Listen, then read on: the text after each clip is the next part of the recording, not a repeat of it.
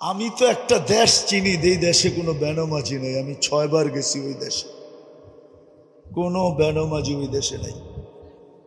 এটা আমার প্রথম দিন প্রমাণ হয়েছে। আমি প্রথমবার যখন যাইতেছিলাম আদিস আবাবার থেকে ইথিওপিয়ার থেকে আমার ফ্লাইট ছিল, আমার পাশে যিনি বসা ছিল ও প্লেনে পুরা দাঁড়াইতে পারতো না, ছাদে লেগে যেত। প্লেন একটু নিচা থাকে না, লাগেজ লুগেজ বড়ার পরে তো মাথা উঁচা করতে পারতো না, এরকম লম্বা। আর মাশাআল্লাহ কালো তো এরকম কালো, আফ্রিকার মানুষ তো চাঁদের, আফ্রিকার মানুষ কালো।